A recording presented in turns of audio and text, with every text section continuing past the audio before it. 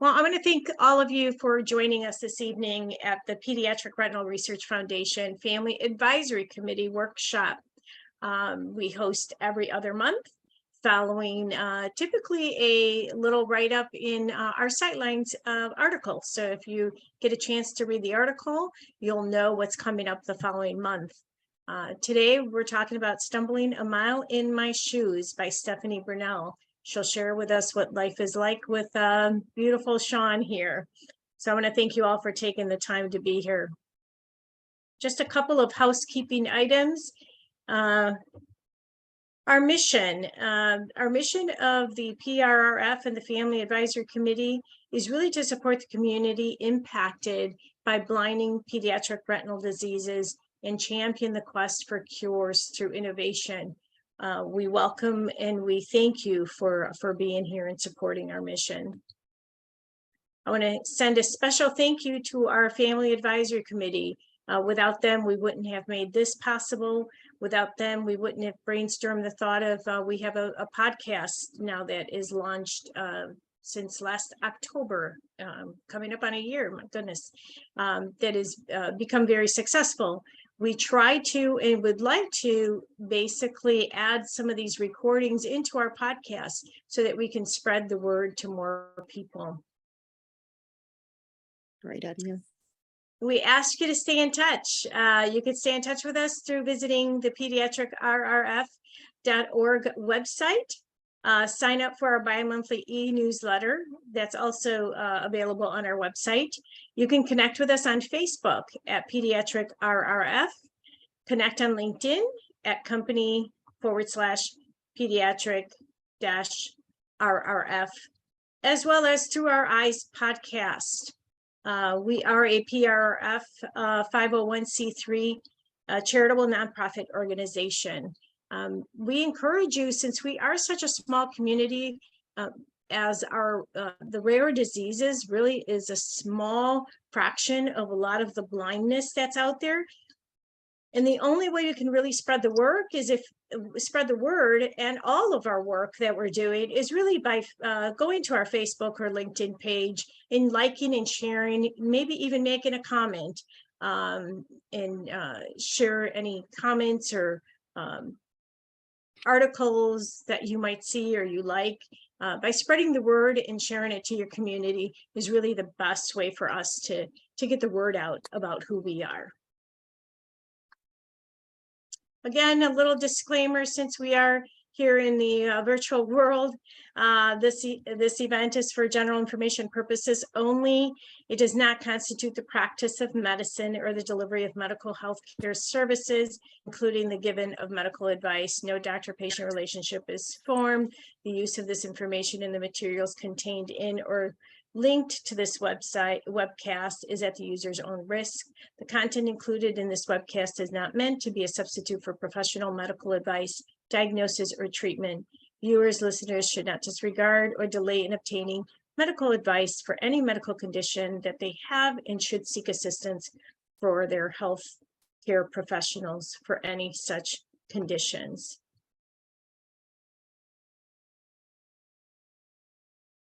Again, we like to host these events because unlike some of the other readings or findings or events that you go to, these are real world experiences. So when we host workshops, we want people to really just share what life really is like living in that world, so that we can create a community where we can reach out to each other and help each other. And as I mentioned, those who are ahead of us, as well as those who are coming behind us. Can't imagine a better way to really live this life that we have in front of us. So on that note, I would like to introduce you to Stephanie Brunel, and I'm going to let you introduce yourself. Stephanie, tell us a little bit about you, where you're from, and take us on the walk of your shoes. Thank you, Louisa. Oh, there's our little guy, Sean, again. Oh, it's so precious. Sean loves to eat pizza. He has a very, he has a pretty limited diet. There's only a handful of things he'll eat. He is on top of being born with Norrie disease. He was diagnosed with autism right around the age of 3. So he is autistic. He has a lot of developmental delays. He's nonverbal right now. He's incontinent. He's still in pull-ups.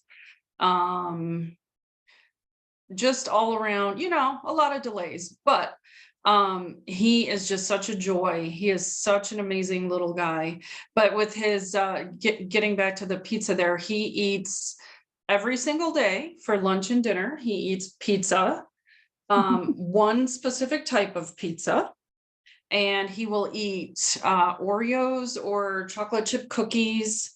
And he also loves veggie straws and Doritos and milk and apple juice, and that's it. That is his diet right now. So that is one of our many challenges with our little guy, is trying to expand what this child will eat.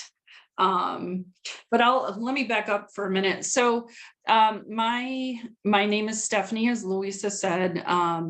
We have 3 boys, as I mentioned already. Sean, his twin brother Zach, and then our oldest son Will. We live in Virginia right now. My husband and I were both on active duty in the Coast Guard, and that's what brought us here to Virginia.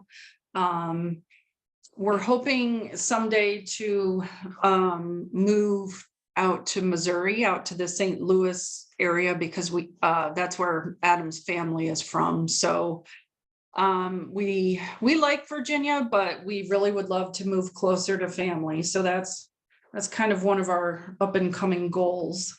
And as I just mentioned, Sean was born with Norrie disease. We got his diagnosis when he was right around 4 months old.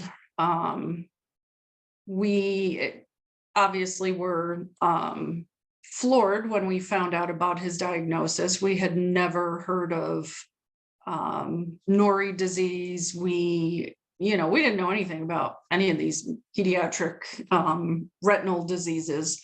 So it was quite a shock, and it's been quite a journey. But I feel like we've come a long way, and this little boy is so amazing. We just consider ourselves so lucky every single day that we have Sean. Sean is really, he's an amazing teacher, and hopefully I'm not the only one that feels that way about my child with a disability or with special needs. I feel like everybody who meets Sean, I think, just learns so much from him. So with all that said, that's just sort of our brief little introduction.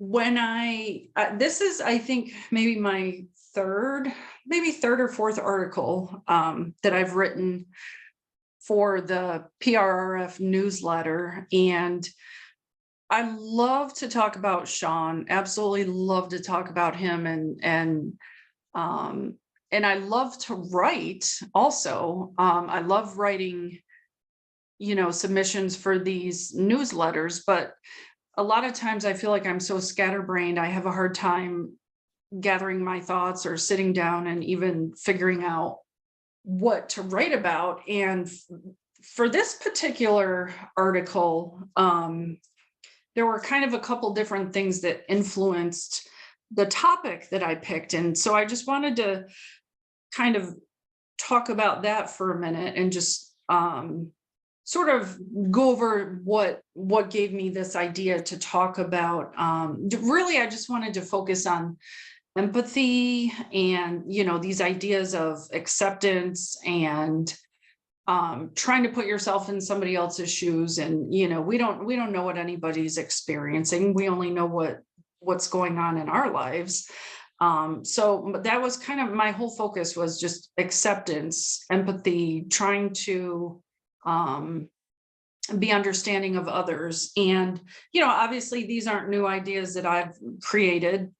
These are just things that are very important. And I feel like when you're raising a child with a disability, or you're raising a child with special needs, it really changes you, and it just changes who you are. And I'm not sure, if I didn't have Sean in my life, I don't know if I would be as empathetic and understanding and accepting. And, you know, that just goes back to me mentioning how great of a teacher he is, and how many things, how many lessons, you know, we have learned from him, and how much he's opened our eyes to this whole new world of disability, and people who really were probably sort of invisible to us prior to having a child with a disability. So when I sat down and was trying to think of a topic for the article I was going to write, there were a couple different things going through my head. First of all, we were dealing with a lot of just personal hurdles with Sean. It was at a time where I was preparing for his annual IEP meeting. And, you know, IEP meetings with the school are never fun. He has quite a lengthy IEP, and we've had times where we've had to bring an advocate to our IEP meetings with us. Not every single time that we go to an IEP meeting, but if you've never, you know, for anybody who's never had to sit through an IEP meeting, you know, it would be hard for you to understand how nerve-wracking the experience can be, and just how stressed out you can get as a parent. So I was preparing for his IEP meeting, and we were also in the middle of reading up on some proposed policy changes to Medicaid. So we're very fortunate that we have good health insurance, but Sean also qualifies for Medicaid due to his disability. He's on a Medicaid waiver, which basically just means that he qualifies for Medicaid based on his disability. He has no income, because normally Medicaid is an income-based type of coverage, so it's for lower income folks, but Medicaid waivers are designed for disabled and elderly people, regardless of what their income level is. So Sean qualifies for a Medicaid waiver due to his disability and the fact that he doesn't have any income. But in Virginia, where we live, in the state of Virginia, there are some proposed changes to the whole some of the Medicaid policies and the way that the waivers are implemented. So on this particular day, I just happened to be sitting down reading through like 200 or 300 pages of this, you know, this Medicaid proposal. And I'm sure you can imagine how frustrating that could be. You know, as a special needs parent, you just have so much on your plate, so much to stay on top of, so many different things that you're constantly juggling, and try not to drop the ball with anything. So, and, you know, I kind of just sit here, I do sit here sometimes and think about a lot of my friends and their families and their children. And I just think, like, they have no idea.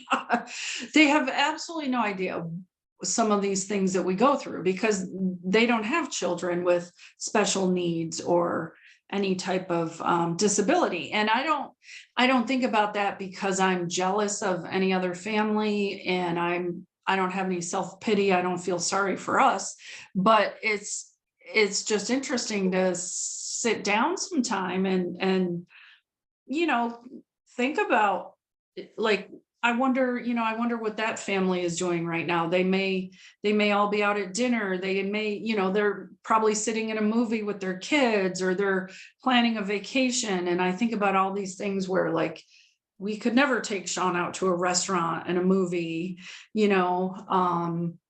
there are things that are just so challenging for us.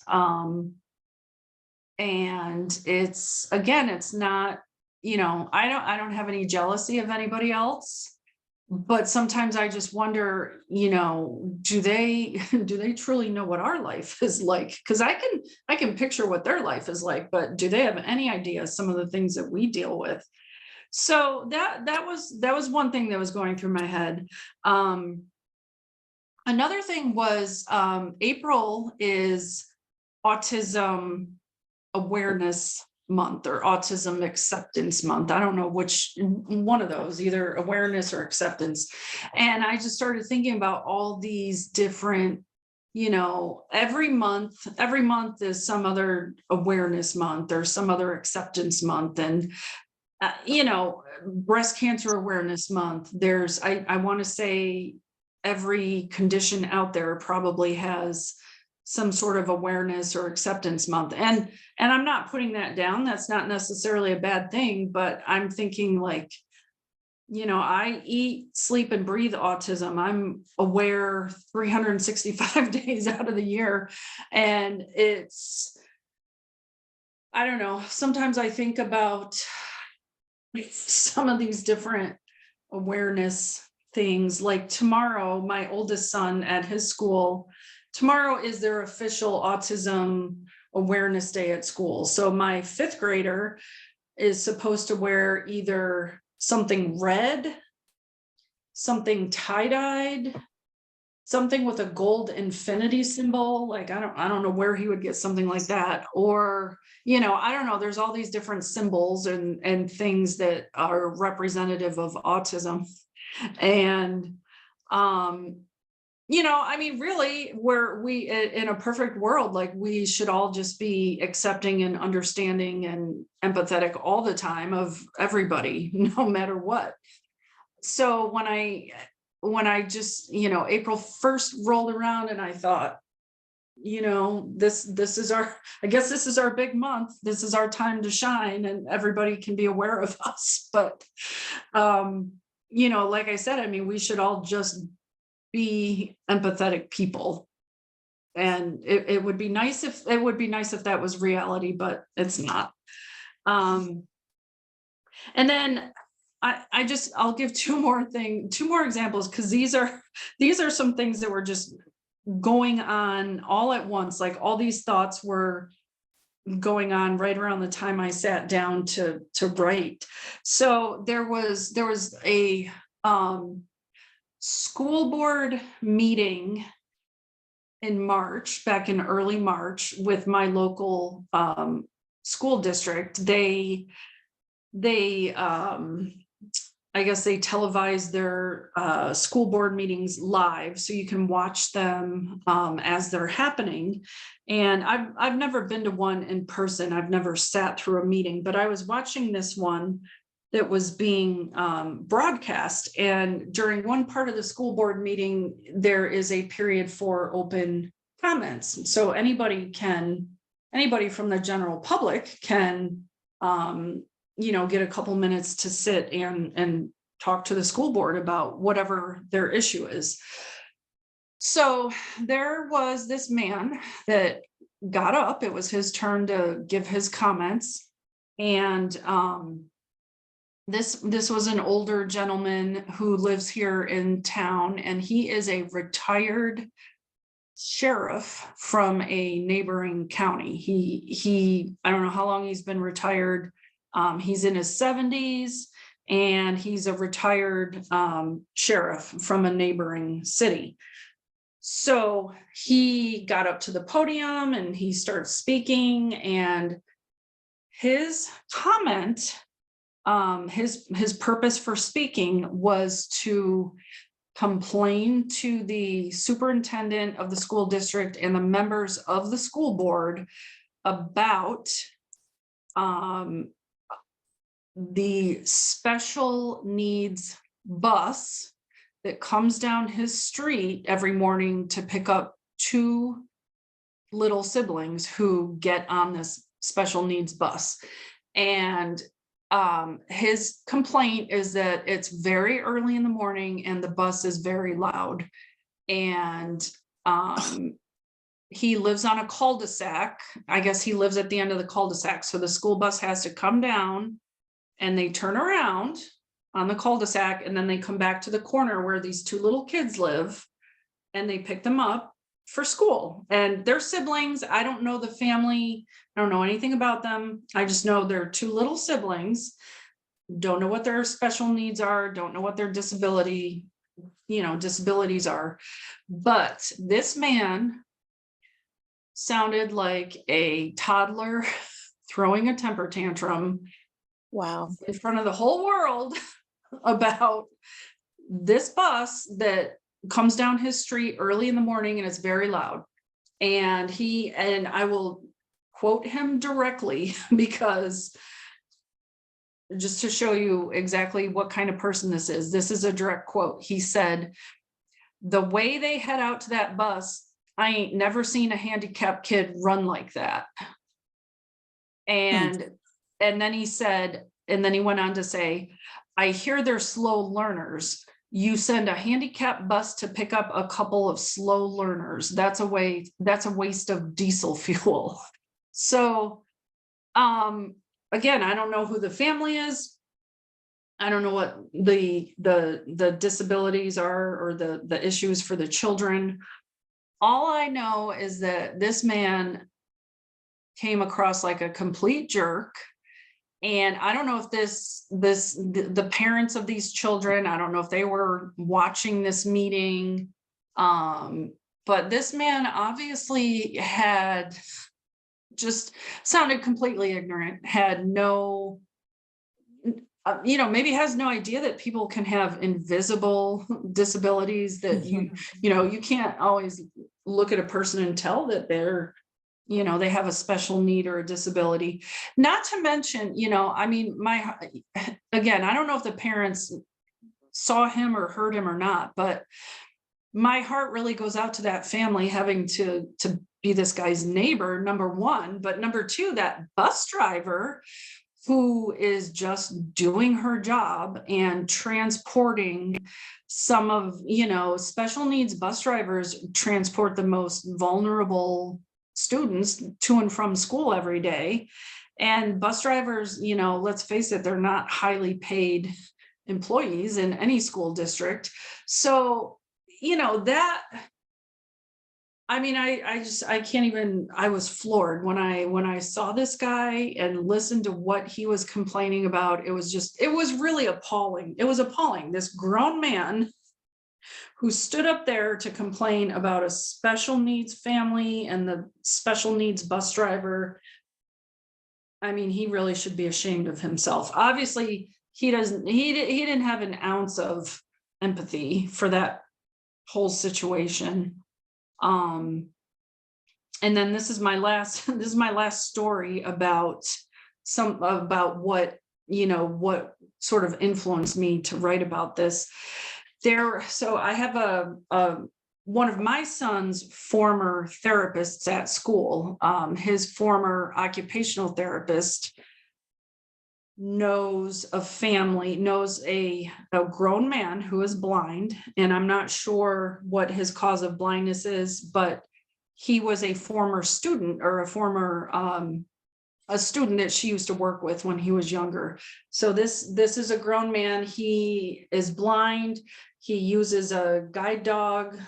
He uses a cane, but he's independent. He works, lives on his own. He travels. I'm not sure exactly what his job is, but I know that he travels independently. And a lot of times when he travels for work, he takes the train. So he was on a work trip. He left from wherever he lives in Virginia. He was going down someplace in North Carolina for his work trip. and he had his dog with him on the train. And at one point, the train that he was on, an Amtrak train, they stopped somewhere for a scheduled stop. And his dog was signaling that they needed to go out and go to the bathroom. So, he told one of the Amtrak employees, I need to get off the train for a minute. I need to let my dog go to the bathroom. So he did.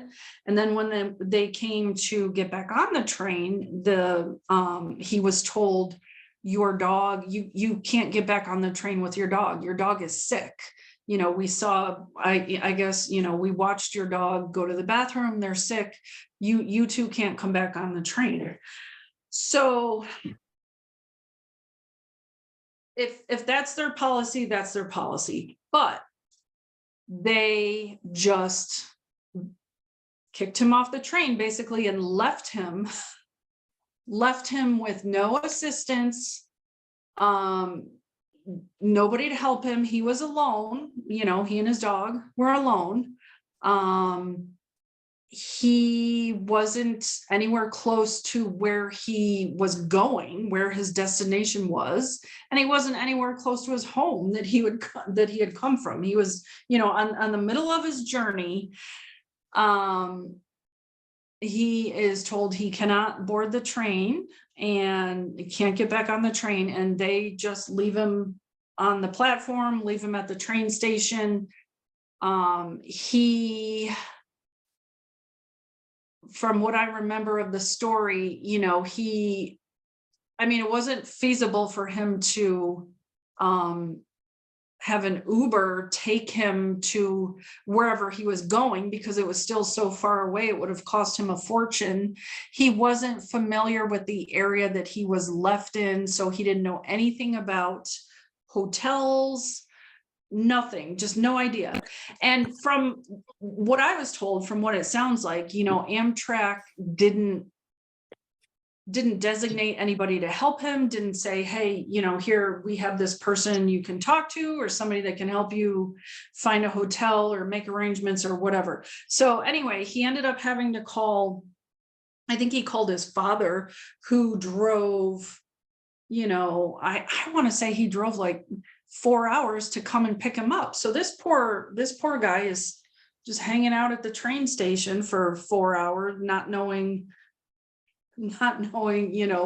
where he is or anything about the area. And he's just kind of stranded there at the mercy of somebody from his family coming to pick him up. Now, again, if the dog really truly was sick, I don't know. I mean, maybe the dog really did get sick and maybe that is the policy, but from the way I heard the story, it just sounds like the Amtrak employee or employees were just not at all helpful, just very, not understanding of what he was going to go through, being left there, just did not go out of their way at all to help him or anything like that. So, Wow. These were, I guess that's a lot of talking, but these are some of the things that were kind of all going through my head, kind of all at the same time. I'm hearing these different things and, dealing with some things personally with Sean. And that's kind of what made me think like, as a society, just as a society in general, we really don't have a whole lot of empathy for each other. And it's really sad, because we should, but there are a lot of really ignorant people out there. And that goes to this whole idea. Like, if you don't know what my life is like, if you don't know what experiences I go through, it would be hard for you to understand, but we should all just be understanding, right? Like, I don't need to know intimately what that guy's family is like, or the family with the 2 special needs kids. Like, we don't need details. We just need to be respectful and be patient and just, we're all going through one thing or another. Not everybody is raising a child who is blind and autistic and nonverbal, but we're all going through something. We all have our challenges. So I think, that's, I could talk on and on and on. We have challenges every day with Sean, but we have challenges with our other children as well. Parenthood is not at all what I thought it was going to be like. And I tell people that all the time, like this is not what I envisioned. When my husband and I decided to have kids, this is not what I envisioned, but I wouldn't change it for anything. I wouldn't change a single thing. I truly think that Sean is just the greatest gift. And I think that of my other children as well. I think that of all three of them. Sean has just been such a blessing. And, I have people, I have friends, I have family members, I have people make comments all the time about how, I don't know how you do it. I couldn't do it. I don't know how you do it. If I had $1 for every time somebody looked at me and said, I don't know how you do it, I mean, I'd be a millionaire. And the answer is, I don't know how I do it either. You do it, you figure it out. You love your child and you hope that they will be treated kindly as they go through life. You hope they'll be treated with respect. You hope that, they will be included. And I mean, that's what we all hope for our children. And you just, you love your child. That's all there is to it. You wish everybody else could love them as much as you do and see how wonderful they are. And I don't have any secrets or, magical secrets or anything. I mean, I look at some of my other friends and they don't have children with disabilities or special needs, but I look at some of their kids sometimes and think, I don't know how you do it either with your kids. But you know what? That's life. We kind of figure it out as we go. So I think with that, I will stop there because honestly, I would love to hear if, Alex and Jill, and Louisa, you as well, if anybody has anything you want to share, any challenges, any stories, anything. Whoever would like to go first. This is Jill Freelou. Ruby's 19, and just a quick little history on her. She was a preemie, 31 and a half weeks, and she has RP.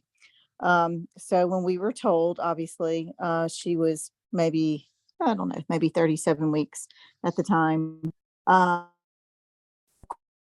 Every year of her life through my head. What will she be at 1, at 2, at 3, at 4, high school, college, marriage, kids, all within about 5 minutes after we were told that she had RAP. And I'm sure all of the parents go through this. And I can honestly say, 19 years into it, that I was wrong about every single year. And she has taught us more than anyone will ever know. And it has been an incredible journey. Yes, we did have some tears along the way and issues along the way, but we, of course, got through everything and worked together as a family. And I can honestly say it was not anything what we thought. But it has turned out to be an incredible 19 years. And she is now, we live in Louisiana, and she is now in school in New York on her own. So for parents, that have younger kids, the anxiety, the stress, you wake up at 3 a.m, you have no idea what your child's life is going to be like. You worry. It just, I look back at those days and I do empathize with the parents because it was not what I thought. And she has had a great life and struggled, of course, but nowhere near of what was going through my head when we were first told that she had ROP. So I just wanted parents to know that there's just such a delight in raising these children, and I am honored to be her mother. I am so lucky that I was chosen to be her mother, and she has just taught us so much. So that's all I wanted to say.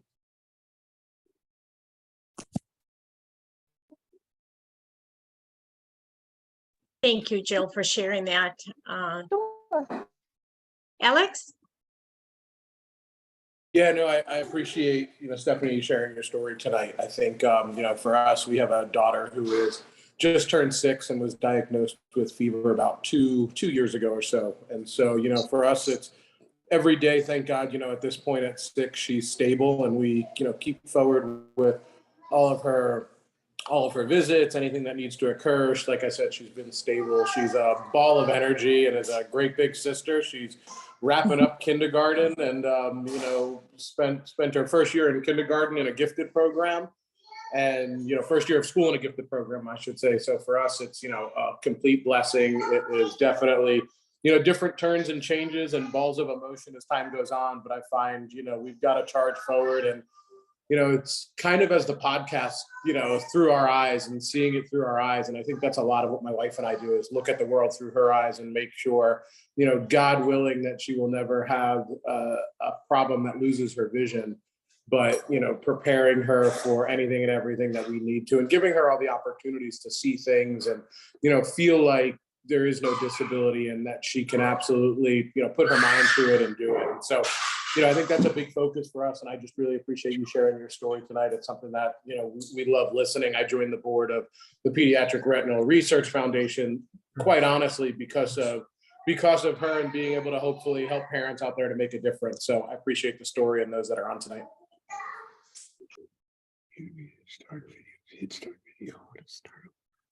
Thank you for sharing, Alex, and yourself, Jill, and Stephanie. Your openness is felt in the heart. Empathy is something that I know in the corporate world we're trying to teach people. You wouldn't think you'd have to, but we are. But it's yeah, I think we're a long ways away from that yet. Although you would think it would be easier to express empathy for individuals who do have a disability, because it's, to some extent, in many cases, sometimes it's so visible, right? But we're still not where we'd love to be. Jeanette Bernal, I want to welcome you to our call this evening and our workshop. Thank you for joining us. That's my mother-in-law. Hi, Jan. Hi, Stephanie, and Charlie's here with me right over my head. Hi, Charlie. How are you guys? We're doing great. We're doing great. Good. So a couple of words from the perspective of a mother-in-law. How's that? Yeah, Or do you guys grandma. want to share anything about Mr. Sean? Oh, he's one special little boy. We are just in awe of the way Stephanie and Adam have been raising not only Sean, but Will and Zachary as well. And it's all inspiring. We live 1,000 miles away, so we're not able to see them as often as we'd like. But it's just an amazing story, and every day is a new day. And we appreciate Stephanie and all the hard work, and Adam, of course, all the hard work it takes to raise Sean and Will and Zach. It's definitely not just Sean. His brothers are quite a handful as well. I didn't even touch on them, but they're all a handful. Stephanie, I'm a mother of 3 boys. Mine are all grown and adults, and I did not have to, deal with what you're dealing with.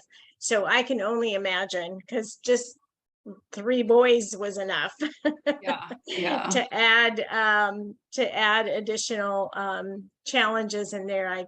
My heart goes out to you, and Thank you. yeah. Well, I'm going to go out on a limb and say that, this little guy, Sean, has changed. I mean, I talked about how he changed me personally and my whole perspective and my whole outlook.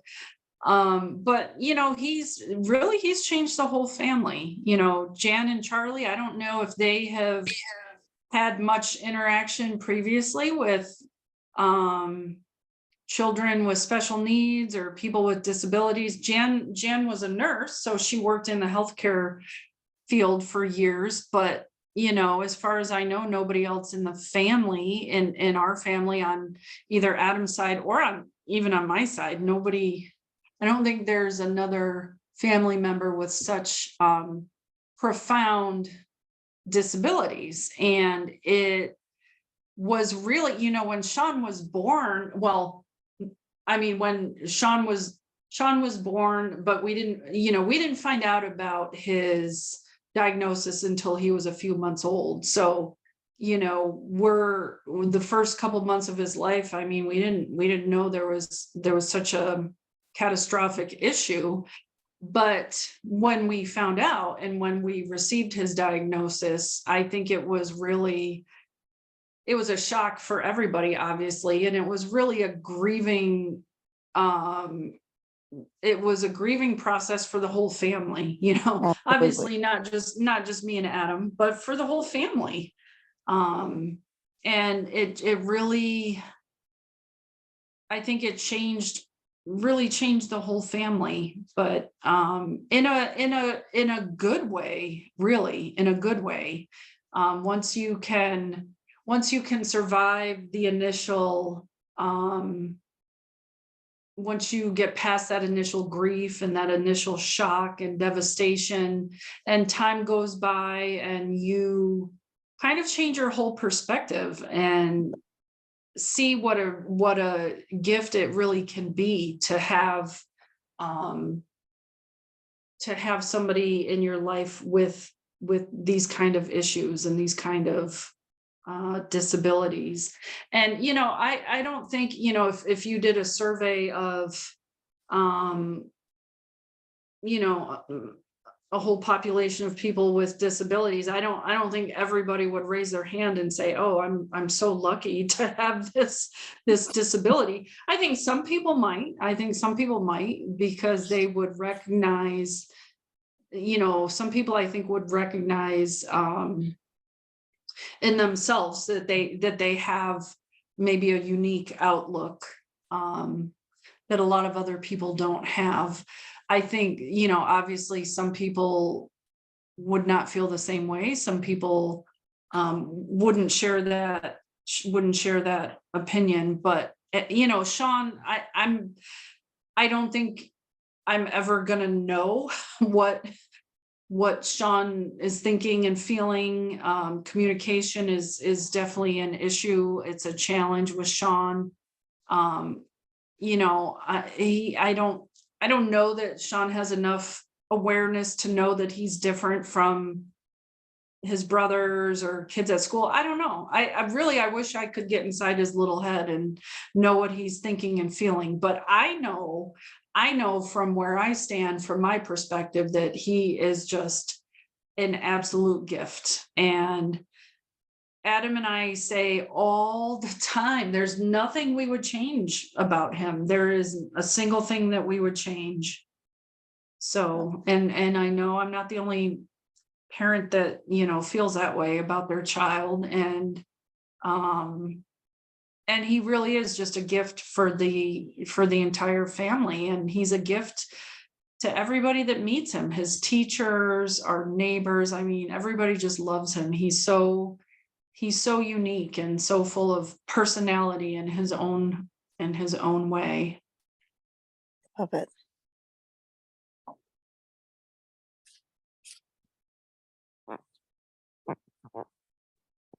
So this is a beautiful picture. And when I see this picture, I think of, he's a gift to his two brothers as well. Yeah, yeah, So I have no doubt in my mind that their future is shaped by him. Some of yeah. who they become and what they will be in life are very much influenced by little Sean. Yes, Who, absolutely. Yeah, yeah. I mentioned earlier that tomorrow is at Will's school. It's like, autism acceptance day, and there are different things that they're supposed to wear to signify autism. And he's really excited about it. He told me about it last week. He said, Wednesday I have to wear this, or this, and he's really happy about it. So I think that's great. I didn't know what autism was when I was in 5th grade. I don't know if it had, I don't even know if it had been defined back then, but he is certainly aware of it. right? At a very young age, yes. Yeah. And I think we have one more beautiful photo. So tell us about this one. Where is this taken? And so that I wanted to include just kind of a picture of Will and Zach on their own. So they went to Alaska last summer on vacation with Adam, and my in-laws, Jan and Charlie, were out there.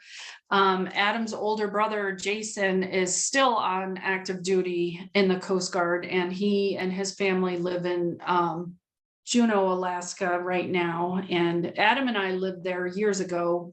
Will was actually born in Alaska. And so Adam took Will and Zach out to Juneau for a trip last year, and I stayed back for some reason. I think I might have gone to New York maybe to visit my family, but that is where this picture was taken. And they had a ball. They had so much fun on their trip. They did. They that's did. beautiful. Yeah. And that's beautiful. And that, that's one of the challenges that Adam and I have to deal with the boys is, if we want to plan a trip anywhere, figuring out, okay, who's going? Are we all going? Is someone staying back with Sean? Would Sean have a good time? I mean, because he's so comfortable in his own environment and his own house with all of his toys, and he knows his way around the house, and he's in his own familiar surroundings. So, every time, this is something that most families don't even have to think about. If you're planning a trip, you're taking your kids to Disney World, you're flying wherever, you're going to visit family. I mean, every single time we want to plan any kind of outing, a lot of times we have to divide and conquer. Like, Adam will take the boys somewhere, I'll stay home with Sean, or it'll be the other way around. Or sometimes we may choose to leave Sean here with his babysitter. We have a wonderful babysitter, thank God.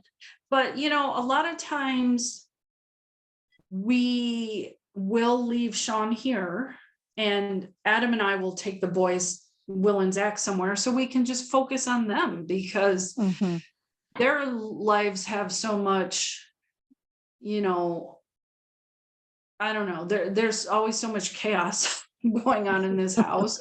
And Sean really gets so much of the focus, and Sean gets so much attention. And Adam and I try very, very hard to think of things that we can do with Will and Zach to just focus on them sometimes and give them all of our undivided attention. And, I would love if all 5 of us could do everything together all the time, and there was no issue with that, but that is not our reality. So, that's just, that's what we have to do. We took Will and Zach to the Outer Banks last summer to go to the beach because we wanted them to get away for a few days. We knew it wasn't going to be something that Sean would enjoy. So we left Sean here with his babysitter, and he's perfectly fine. He's happy staying home and playing, and Will and Zach had a ball at the beach. They loved it. But that's not something that the typical family really has to think about, if they want to plan a trip, they plan a trip, and they all go and they all have fun.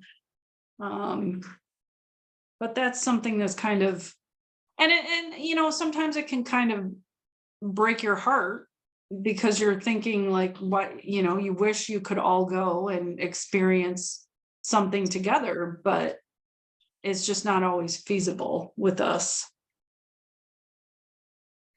Well, I think there's a time and a season, Stephanie. There'll be a time when, you will be able to bring all three of them as they get a little bit older. Mhm. But I think it's special that you do take them, Will and Zach, and allow them to enjoy some time away, and vice versa. Yeah. I think that's special for them. They'll always remember. They'll remember all of this. Everything you do and everything they're living is going to make them the man that they will be one day. Mhm. Absolutely. I Yeah. agree And- 100%. Stephanie, family understands that, that's for sure. Yeah. Yeah. They Yeah. do. I'm sure other people that see what you do with these kids are amazed and understand those things too. And we're just lucky to be able to have them come sometimes, and we're just so lucky to be able to head out your way once in a while and see you guys. So it's Yeah. it's a good thing. Yes, absolutely. Yeah. Well, thank you for sharing. Thank you for sharing. Yes. Stephanie, I don't know what to say. I can't walk in your shoes. You're a beautiful person, as is everyone on this call, and what you're having to live with. But Stephanie was kind enough to share these words. The mayor's. I could walk a mile in your shoes, but I already know they are just as uncomfortable as mine. Let's walk next to each other instead. What a That's beautiful, beautiful Yes. quote. Yes, it is. Yeah, and a great way to end this. I really appreciate you being vulnerable, sharing. This is the opportunity that we hope at the PRF Family Advisory Committee can offer to individuals, just a place where you can share and allow yourself the opportunity to walk and talk and share with other parents who are going through your journey or very similar journey. We hope to continue these conversations and share with the world the things that people out there don't even know. They don't know what they can say or do. Sometimes just a small word or a small gesture can really make an impact on a parent. Some of the stories you shared in the beginning of the call, those are tough, but I hope people can hear that. We have to be conscientious about the things that we do and what we say to people, because we don't know the impact that we make on them. But I want to thank you for your time. I want to thank those who joined us today. And as I mentioned earlier, please go to our Facebook page, our website, pediatricrrf.org. Please like, share, read our newsletters, and I look forward to seeing everyone again at our next session. We meet every other month, so look for our invitation to the next workshop. Thank you very much. Wonderful. Thank you. Love you, Thank Steph. you. You too, Jan. And you too, Charlie. Good luck.